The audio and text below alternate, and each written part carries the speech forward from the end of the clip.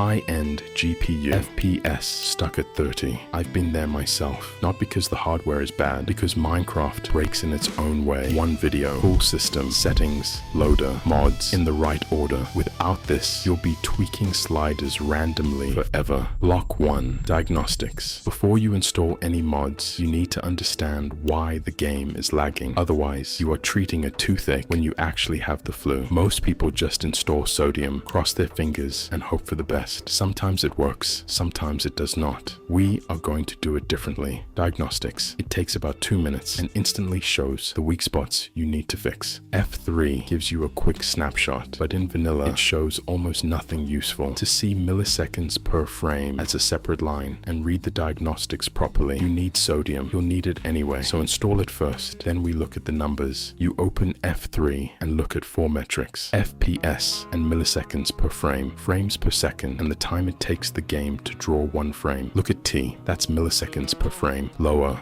is better. On screen, T is around 150. That's bad. The game takes 150 milliseconds to render each frame. FPS shows 90, but it feels like a slideshow. If T goes above 16, the game physically cannot hold 60 FPS. Milliseconds per tick. MSPT. How many milliseconds one game tick takes. The normal range is up to 50 milliseconds. If it is higher, the game does not manage to process ticks in time, and you feel it as stutters and freezes. Important point. MSPT and FPS are different things. You can be running at 120 FPS and still get half-second freezes every few seconds. That is not your GPU. That is the tick. FPS mods will not help here. By the way, in single player, there is also a local server. It handles physics, mobs, and redstone. That is what we are diagnosing. The first number is how many entities and items the game is currently rendering. The second is how many are loaded in the world in total. You mainly watch the first one. In normal survival,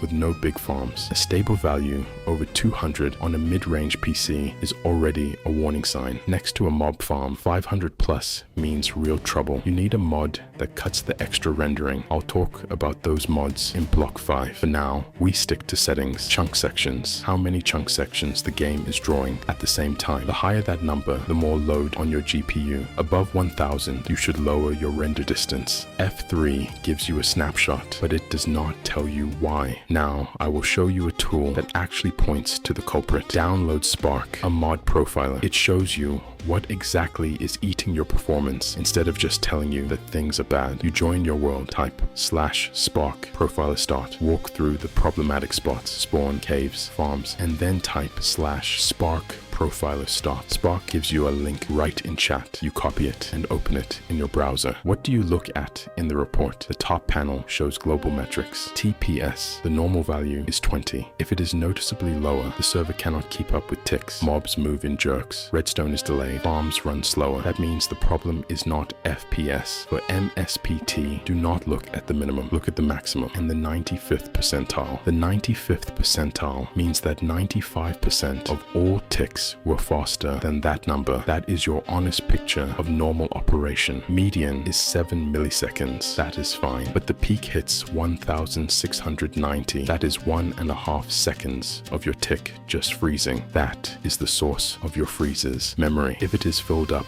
to 95 to 100%, that is another issue. The game starts triggering the garbage collector more often. Java cleans up memory and stores the game for a fraction of a second. You feel it as those small but regular hitches every few seconds. You fix this with 2 mods, FerriteCore and Memory Leak Fix. I talked about them in the previous video, and now we still have questions. What do you do if TPS is much lower than 20? What exactly is crashing the tick? The call tree is where the problem hides. The percentages next to each line are the share of total tick time. Server thread at 100% is not scary. It is just the baseline. Look at the lines inside it. You do not need to understand every name. Just look for a few keywords. Inside the server thread, we only care about which lines take the most time. If the top of the list is full of server level .tick, world.tick entity, entity.tick, lots of mob, entity.tick, spawn helper, server, chunk manager.tick, world.tick, block entities, goal selector.tick. That means the game tick is overloaded. The lag comes from mobs, farms, redstone, and heavy mods. FPS mods will not really help here. You need to redesign your contraptions or add tick optimizations like lithium and alternate current. If, instead, you see methods with render in their names at the top, level renderer, chunk render dispatcher, a big render system chunk, then it is a client-side problem, your GPU, shaders, texture packs, or render distance. In that case, graphics and FPS mods are the right tools, and we will talk about them in block 3. If the lines inside the server thread are almost empty and nothing has a large percentage, it means that during profiling, nothing was really stressing the game, and Spark is basically telling you that everything is fine right now. Problem lines only show up when something is truly loading your game. All the names are pinned, Ctrl+F, and you'll find anything in a second. Spark looks clean, but you're still getting 40 frames per second. Why? The reason: in-game video settings. One wrong number kills frames per second harder than 10 mods combined.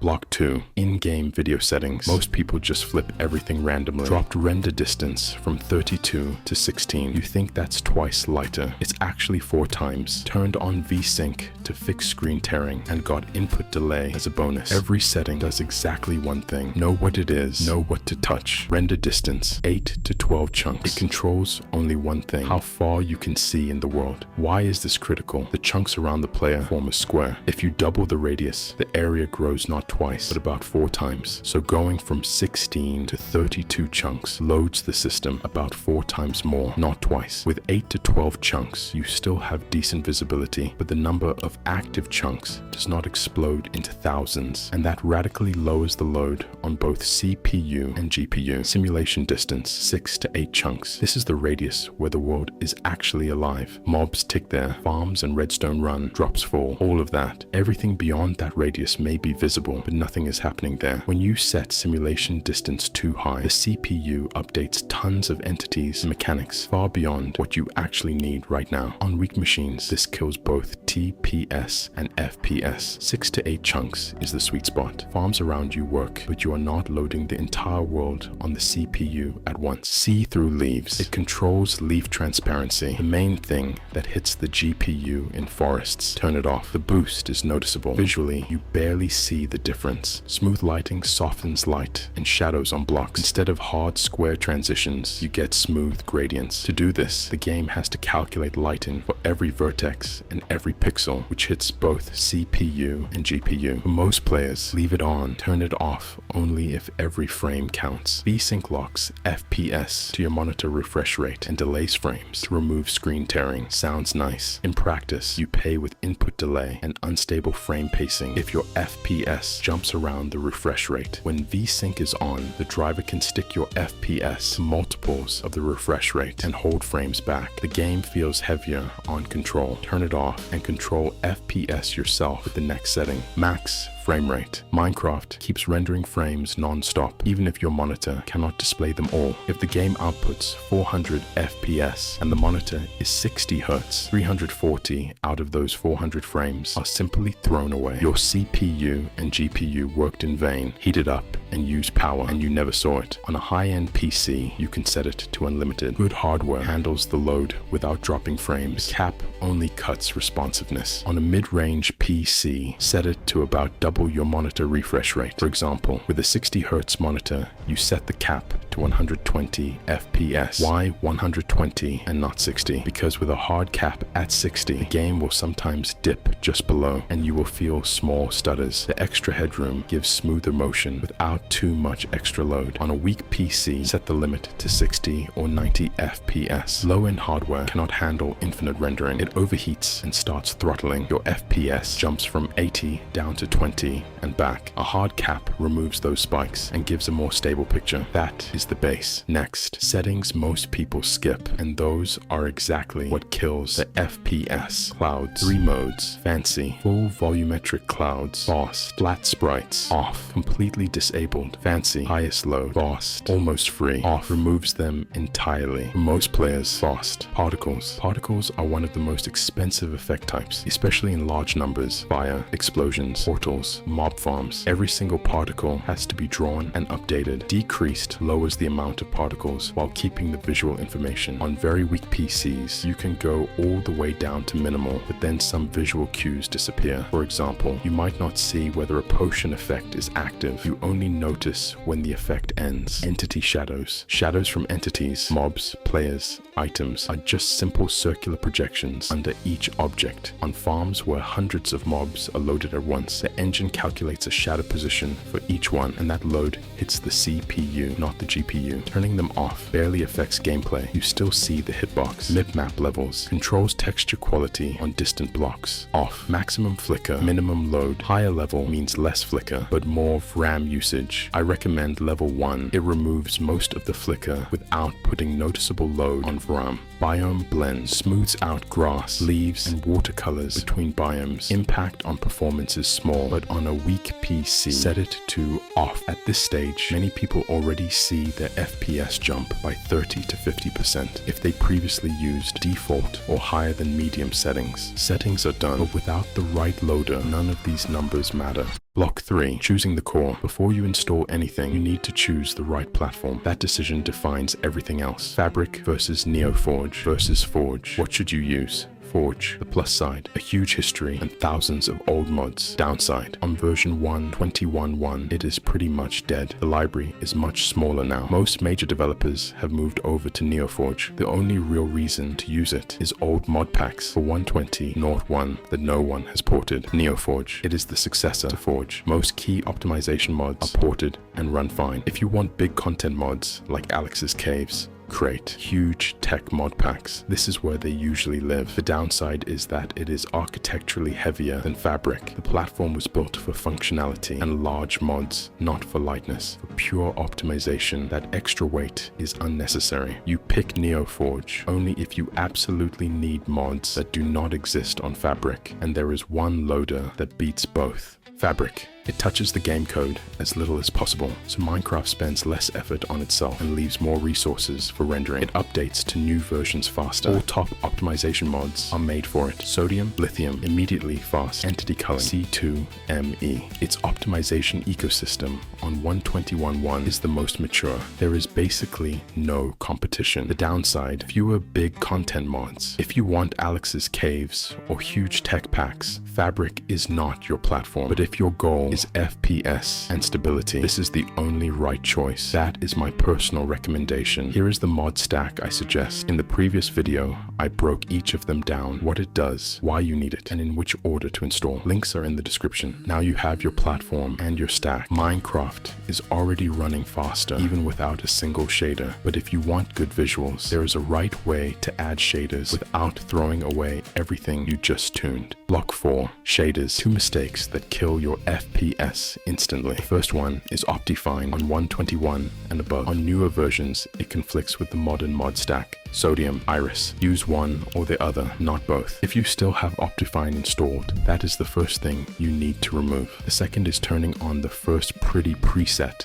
on maximum and then being surprised by 10 FPS. Here is the correct combo just for you. Iris plus Sodium. Iris is the only shader loader that works together with Sodium without losing its optimizations. You download it from ModernFix or CurseForge, and after installing, you go to Options, Video Settings, Shader Packs. If you do not know where to start, pick Complementary Reimagined. It runs on most PCs and gives a solid balance between visuals and FPS. Which shader you should pick for your PC, how to tune each setting and what it does. I'm making a separate deep dive video on that. There we will go through everything from potato packs up to rethinking voxels. For now, a few mods no one really talks about, and one of them completely changed my main profile. Block 5. Mods for specific problems. Sodium gives you a general boost. Everybody knows that, but there are mods that work differently. They do not raise FPS everywhere. They fix one specific issue very precisely. Your redstone lags, one mod. Your XP farm tanks, FPS, another mod. Your storage base stutters, a third one. Alternate current. Lag-free redstone. Vanilla redstone does a lot of redundant calculations every tick, even when nothing is changing, on complex contraptions that destroys TPS. Alternate current completely rewrites redstone dust logic and brings the load down to normal 20 ticks. It works both in single player and on servers, and it is especially noticeable where you have big farms and complicated circuits. Enhanced block entities, chests and blocks without lag, chests, signs, beds, bells. These are special block entities the game renders in the old way, each one separately. On a base with tons of chests, this quietly eats your FPS. EBE replaces the heavy rendering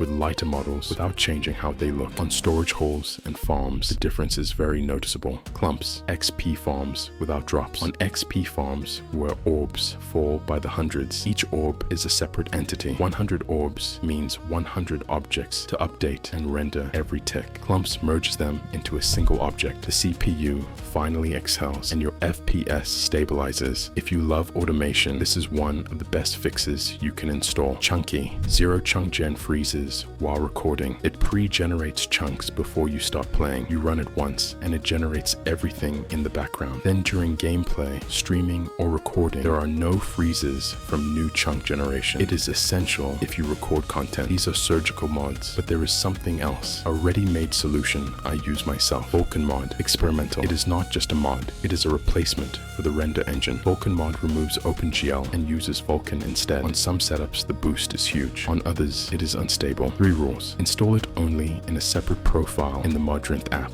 not in your main one. It is incompatible with sodium. You use it instead of sodium, not together. Test it for about 30 minutes in a separate world. Only if it is stable, move it to your main setup. Vulkan mod is for when you want to experiment. But if you just want to install something and play, there is one pack I personally use every day. Reptidium is the best I have tested. I spent a long time looking for a setup I can just install and play. I went through Fabulously Optimized, Simply Optimized, and a few others. In the end, I stopped on Reptidium and never looked back. Let me explain why. Most mod packs are built on the principle, the more mods, the better. The issue is that several mods with overlapping functions can actually give you less FPS than a single well-chosen mod. According to the author, he spent several months testing each mod by hand and removing everything that conflicts or overlaps. Every mod in the list is there for a specific reason. There are 2 versions for different tasks. Sodium Edition with shader support via Iris. It is tuned for Minecraft 1.21.1. Inside, it has NVIDIA, an extra render optimization layer for NVIDIA GTX 1660 and newer. The settings are pre-configured. You install it and you are ready to play.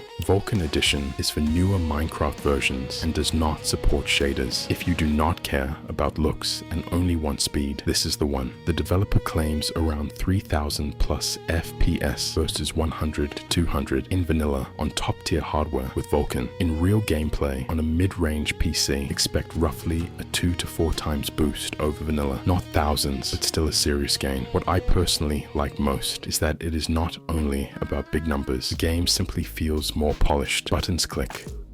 Inventory is animated. Menus feel alive. It just plays better. Link is in the description. And tell me in the comments what your FPS was before and what it is now. I am genuinely curious.